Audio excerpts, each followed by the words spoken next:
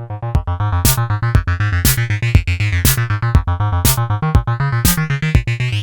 once again, it's Matthew here from Matthew North Music. Thank you for watching my latest video.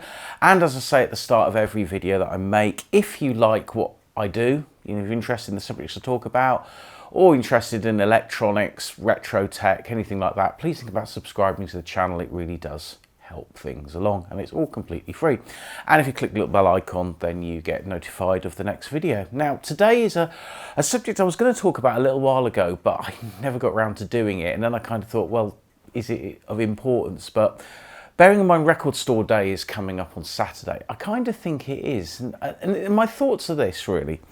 Have we reached the end of the road of record collecting? Now, what I mean by this is, up until about 5-6 years ago, but probably more likely 10 years ago, people collected records and they just got on with it. You know, you go to record fairs, you go to record shops, you sometimes go to new shops, you buy stuff mail order. You just buy records or CDs, and you generally buy them to play them, to listen to them, and you just get on with it. And that's what I've done all my life. But records have changed. They're not what they were. And this might sound a bit weird, but just hear me out for a second. People that buy records now buy them almost as like a product, as not something to listen to, and not even something to collect. They've just become like ornaments, if you like, and collectibles. And now every record is a collectible. You go into any record shop now, particularly places like HMV and FOP, but you know, indies as well, and you don't just go in there and buy a record because you want to listen to it. People generally buy them now because they want to collect it, or they want it as an investment, or they want it because it's something nice to hang on the wall or have on the shelf or whatever. It's not a medium just for listening to music, because a large proportion of people that are new into collecting, a lot of them are just literally, they're either playing them on those horrible sort of little shoebox record players, or they're just keeping the records and they're just streaming anyway. And the knock-on effect that has had now with record collecting is, if you look at the second-hand market now, when you used to go to record fairs and stuff, I mean, record fairs still kind of haven't changed all that much, apart from the fact most of the dealers now, the best stuff they have, they always sell on the internet, and it's kind of the leftovers goes to the record fair. But it is still generally the same sort of people that go to record fairs that have always gone to record fairs. But it's just this weird thing now where a lot of people are buying records not to listen to, but they want them to collect. And it means now when people come to pass on their records, whereas years ago they'd either take a pile of records down to the local second-hand record shop, you know, and quite often people would have 10 albums that they don't like anymore. They go to the record shop. I mean, Caterpillar and Exeter used to do this all the time. And they'd say, do you want cash or exchange? And they'd have one price for cash in the hand, and they'd have another price, which was always higher, if you just wanted to exchange for other records in the shop. And nobody's going to be doing that anymore, because anybody, if they do want to get rid of their records, they know the prices, they look on Discogs and eBay, they stick them on eBay and they sell them, and that's that. So actually, the sort of the vinyl boom isn't helping people like the sort of high street second-hand record shop that's always been there, because they can't get the stock anymore, because people kind of know the prices. Everything they own in their head they think is a collector's item, and you know, they're going to sell directly to somebody else via the internet in whichever like format that they use. And the second-hand record shops are the shops really that kind of kept going all the way through when vinyl went out of fashion. There was always a, you know, not as many as there are now because there are more record shops now, but the second-hand part, particularly if, like new record shops, it's the second-hand bit that keeps them in business, because the profit margin on a second-hand record, if you buy a record for £3 and you sell it for £10, that's a £7 profit. If you buy in a new album where the trade price is, say, £17 and you sell it for 25, well, the profit's about the same, but the outlay is much higher. And you also run the risk, if that £17 album that you've bought to sell for 25 doesn't sell, then you're stuck with it. And this, to me, has always been the downside of Record Store Day for retailers. Because if you're a record shop and you participate in Record Store Day, you have to take everything that you're asked to sell. So you pretty much now, I think most shops have pretty much everything that's on the Record Store Day list. And the problem with that is there are always a bunch of releases that nobody's going to buy. I mean, no offense to the Mike Flowers Pops, but a 12-inch of their cover of Wonderwall was never going to sell £20 a time and sell out. And things like that the shops would have had to have paid, at a guess, maybe £11, £12 trade price, and they would have to have bought maybe 5 copies. So that's £60 of absolute dead money that they're never going to get back because nobody's going to buy that record. And so it is this double-edged sword that, you know, the popular releases, you know, the David Bowie releases, anything kind of Pink Floyd or Beatles related or whatever, is always going to sell.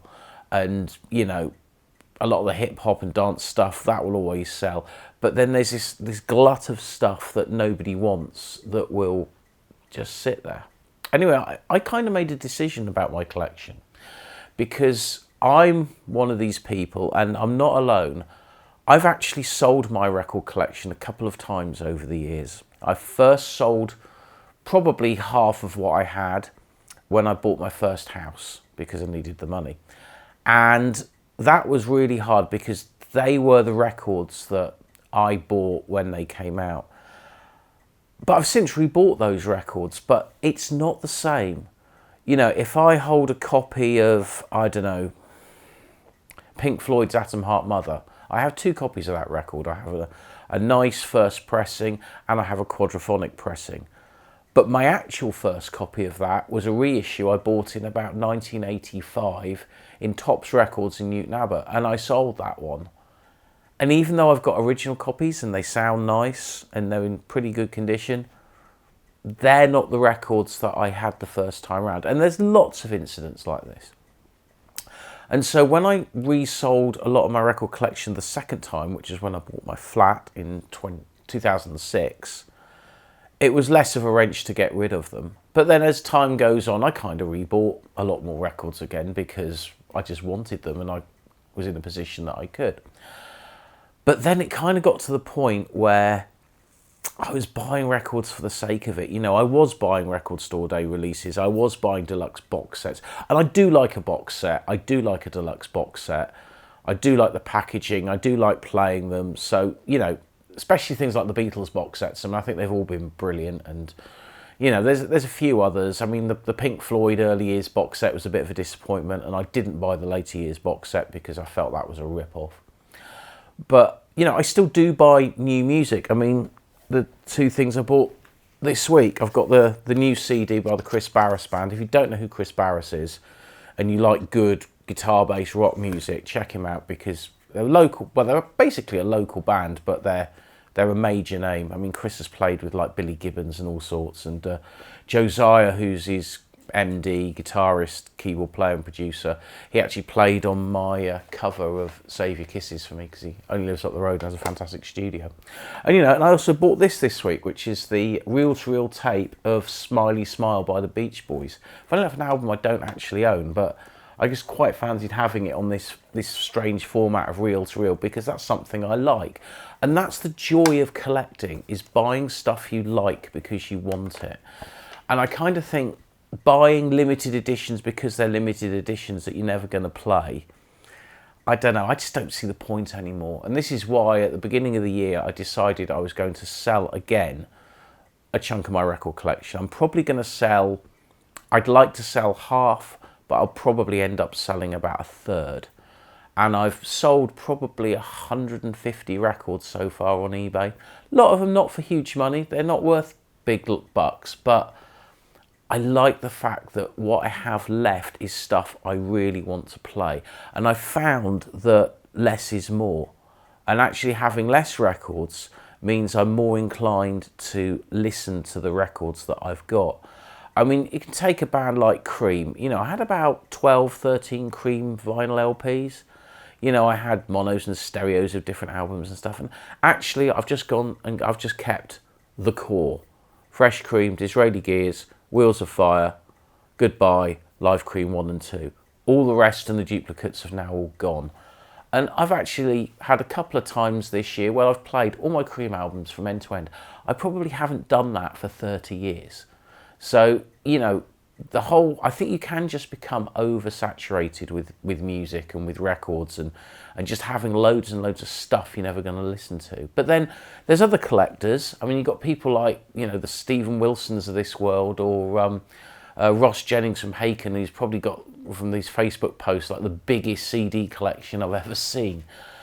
And, you know, it's like a library. It's nice to know you've got it there if you want it, but I'm kind of a bit more of a realist these days, and I cut down my CD collection just before lockdown. Actually, I decided I had too many racks of CDs in my flat and I couldn't cope with it, so I got rid of about half my CD collection, and I haven't bought many CDs since then, maybe probably about 40 or 50, but no more than that.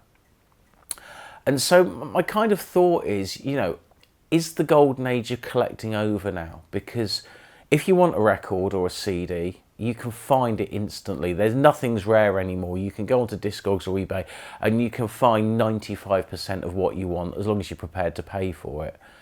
And some of the prices of things now are just so expensive, especially new product, new vinyl. As I've mentioned on this channel before, you can go into HMV and you can pay £45 for a run-of-the-mill David Bowie album. Now, that's never going to be an investment. If people are buying these things as investments, you're never going to get £45 back on your David Bowie album, because it's not rare, it's not original, it's a reproduction, if you like. But on the other hand, they're usually nicely manufactured, nicely pressed, and I'm sure they'll sound great on any decent turntable. But I kind of think there's other things you could do with £45 personally. Anyway, this is just me airing a few thoughts really about collecting. I mean, I'd be interested to hear from other collectors what you think, whether you've kind of gone off collecting now, and also it'd be great to hear from anyone that may have had, you know, collections in the past and then sold their collection and kind of rebought it. And that's kind of the core really. Is your collection that you have now, does it have the same attachment to you that your first collection had? I mean, mine certainly doesn't, but I still like owning records and I still like playing them. So I think we're all addicts in this world of collecting and records. Anyway, that's just my little thought for the day. More videos coming up soon. I've got my April 1984 video, which I'm in the middle of making, although again, like the last one, it's probably going to be about a week later. So, and I've got a few more electronics things coming up as well. So anyway, hope you found this video of some interest. Thanks for watching, and I'll catch you on the next one.